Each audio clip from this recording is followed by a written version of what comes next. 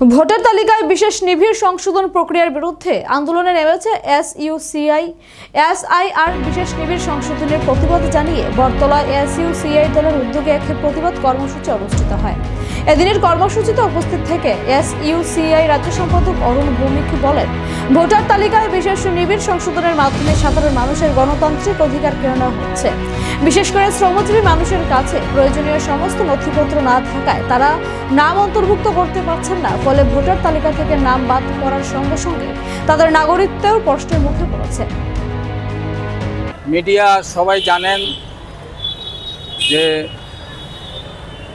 সম্প্রতি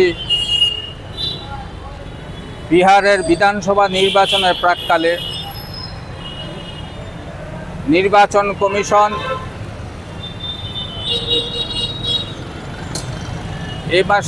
এবছরের জানুয়ারি মাসে যে ভোটার তালিকা পাবলিশ করেছে তাতে 7,73,00,000 ভোটার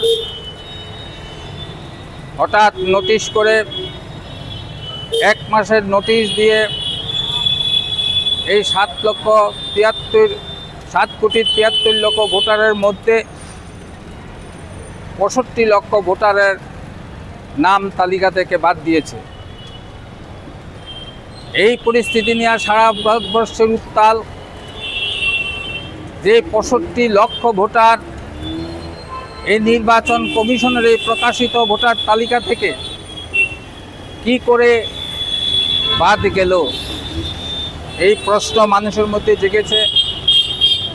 এবং নির্বাচন কমিশন যে ভোটার তালিকার যে সংশোধনের নামে যে সমস্ত ডকুমেন্টের কথা বলেছে সেই ডকুমেন্ট সাধারণ মানুষের হাতে নেই। বার্থ সার্টিফিকেট, পাসপোর্ট, 1987 সালের আগে bank account, post office account, LIC এবং স্কুল লিভিং সার্টিফিকেট, যেগুলি সাধারণ গরিব মানুষের কাছে নেই। কোটি কোটি পরিযায়ী শ্রমিক, গরিব মানুষ, ফুটপাতবাসী, যাদের বার্থ সার্টিফিকেট আসবে কোথা থেকে? নির্বাচন কমিশন যে ভোটার আইডি কার্ড সাধারণ মানুষের হাতে দিয়েছে সেই আইডি কার্ডকে পর্যন্ত অস্বীকার করছে, এমনকি রেশন কার্ড পর্যন্ত অস্বীকার করছে। এবং সম্প্রতি সুপ্রিম কোর্টের রায়ে বাধ্য হয়ে সেই আধার কার্ডকে মান্যতা দিয়েছে। এবং শুধু তাই নয়, কমিশন বলছে সারা ভারতবর্ষে এসআইআর চালু করবে এরকম পদ্ধতিতে। তাহলে দেখা যায় সমস্ত ধর্ম, বর্ণ, জাতি নির্বিশেষে সমস্ত গরিব মানুষ যাদের এই ডকুমেন্টগুলি নেই তারা ভোটের অধিকার থেকে, গণতান্ত্রিক অধিকার থেকে বঞ্চিত হবে। শুধু তাই নয়, নির্বাচন কমিশন ঘোষণা করেছে যে যারা ভোটের অধিকার থাকবে না তাদের নাগরিকত্ব থাকবে না। অথচ আমাদের দেশের প্রচলিত আইন, নির্বাচন কমিশন শুধু ভোটাধিকার নির্ধারণ করবে, নাগরিকত্ব নির্ধারণ করবে স্বরাষ্ট্র দপ্তর।